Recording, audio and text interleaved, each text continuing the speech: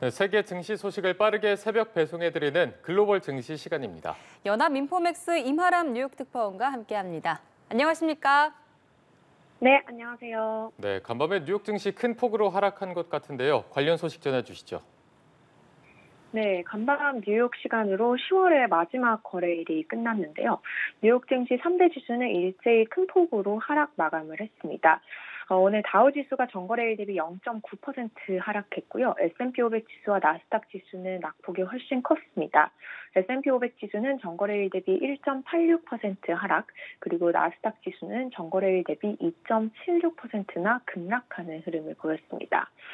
사실 10월 같은 경우는 뉴욕 증시에서 변동성이 크기로 악명이 높은 한 달입니다. 10월의 마지막 거래일을 급락세로 마무리한 모습이고요. 뉴욕 증시 전문가들은 뉴욕 증시가 오늘 헬로윈 데이인데 헬로윈 공포에 질린 상황과 같다라는 이런 한 줄 평을 내놓고 있는 상태입니다. 실제로 S&P 500 지수 그리고 나스닥 지수는 9월 초 이후 최악의 투매를 오늘 겪는 모습을 보였습니다. 빅테크 중심의 투매가 펼쳐졌는데요. S&P 500 지수를 구성하고 있는 업종 중에 기술 관련 업종이 3% 넘게 급락하는 모습을 보였고요. 필라델피아 반도체 지수는 4% 넘게 급락했습니다. 주요 종목들, 특히 뉴욕 증시 7대 기술주라고 불리는 M7 종목도 일제히 급락했습니다. 가장 큰 폭으로 떨어진 종목은 마이크로소프트인데요. 오늘 6%나 넘게 밀렸고요. AI 대장주 엔비디아는 4.7% 급락했습니다. 이외에 메타플랫폼스 4%대 하락, 아마존이 3%대 하락, 테슬라는 2.99%, 그리고 애플과 구글은 1% 넘게 밀리는 모습을 보였습니다. 네, 뉴욕 증시가 이렇게 갑자기 급락한 이유는 뭔가요? 네, 이제 10월의 마지막 거래일이기 때문에 변동성이 통상적으로 높은 10월의 마지막 거래일을 그렇게 좋게 마무리하지는 못한 모습입니다. 사실 오늘 시장에 직접적으로 크게 악재가 될 만한 빅 뉴스는 없었는데요. 굉장히 여러 가지 변동성 그리고 불확실성을 자극하는 여러 요인이 종합적으로 작용을 하면서 주가가 급락한 것으로 해석이 되고 있습니다. 이제 가장 큰 요인으로 꼽히고 있는 것이 빅테크 실적이 그렇게 좋지가 않았다라는 이런 부분인 것 같습니다. 이번 주에 주요 7대 기술주 중에 5개가 실적을 발표를 하는데 숫자 측면에서 잘 나온 부분도 분명히 있지만 투자자들이 약간 찜찜해할 수 있는 부분이 나오면서 이런 부분이 전체적인 투심을 악화시키고 있습니다.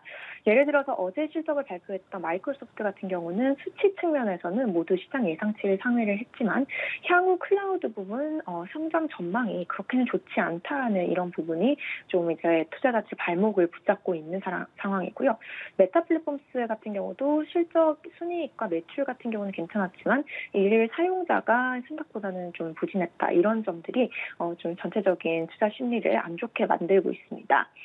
뿐만 아니라 지금 내일부터 중요한 경제 지표 그리고 중요한 이벤트들이 굉장히 많이 예정이 되어 있습니다. 내일은 지금 연준의 가장 큰 관심사인 노동지표에서 가장 중요한 지표, 비농업 부문 고용보고서가 나오고요.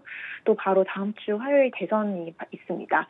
뿐만 아니라 대선 종료 이틀 후에 미국 연방준비제도의 FOMC까지 있는 엄청난 빅위크를 앞두고 있기 때문에 이런 큰 이벤트들을 앞두고 위험 회피를 하기 위한 이익 실현 수요도 분명히 있었다라고 전문가들은 전하고 있고요. 뿐만 아니라 투자자들이 포지션에서 보유하고 있는 위험을 줄이려는 움직임이 지금 시장 전체적으로 관측되고 있다라고 얘기를 하고 있습니다. 대선을 얼마 남겨주지 않았지만 마지막까지 박빙이 이어지고 있습니다. 이러한 와중에 이 도널드 트럼프 전 미국 대통령의 SNS 기업 트럼프 미디어 같은 경우도 개인 투자자들을 중심으로 공격적인 매도가 나오고 있다라는 JP모건의 분석이 있고요.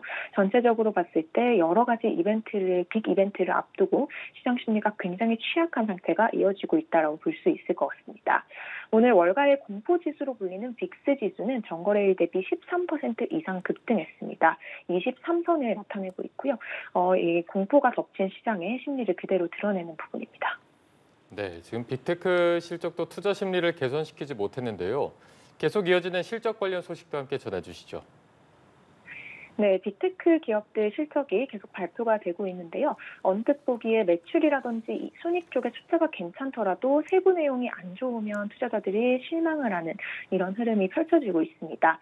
이미 이제 빅테크 기업들의 주가가 상당히 높은 수준으로 형성이 되었고 밸류에이션이 높은 이유 때문에 이렇게 굉장히 깐깐하게 실적을 보는 이런 상황이 계속 펼쳐지고 있는데요. 오늘 장 마감 이후에도 주요 빅테크 기업들의 실적이 발표됐습니다. 우선 뉴욕 증시 대장주인 애플 같은 경우는 실적이 호조를 보였습니다. 최근 실적에서 순이익이라든지 매출이 시장 예상치를 상회하는 모습을 보였고 또 애플 측은 신제품인 아이폰 16에 대한 수요도 괜찮다라고 설명을 했습니다. 하지만 중국 쪽의 매출이 좀 실망스럽게 나왔고요. 중화권 매출 실망으로 인해서 시간 외거래에서 주가는 하락하고 있습니다. 또 다른 빅테크 기업 오늘 장 마감 이후 실적 발표를 했는데요. 아마존입니다.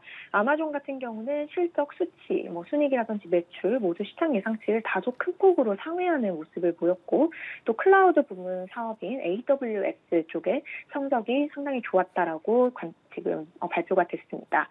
이에 따라서 시간 외거래에서 아마존의 주가는 큰 폭으로 오르고 있는 모습이고요. 또 시간 외거래에서 주가가 굉장히 큰 폭으로 오르고 있는 종목이 있습니다. 바로 인텔인데요. 인텔 같은 경우는 최근 이 회계 분기에서 순손실을 기록했음에도 불구하고 다음 분기부터는 이 순손실에서 벗어나서 플러스 순이익을 기록할 수 있다라는 전망을 회사 측에서 제시를 하면서 회사가 부진했던 흐름에서 턴어라운드 한다라는 인식 속에 시간 외거래에서 주가가 10% 이상 급등하고 있습니다. 네, 알겠습니다. 지금까지 글로벌 증시 상황 알아봤습니다. 연합인포맥스 임하람 뉴욕 특파원과 함께했습니다.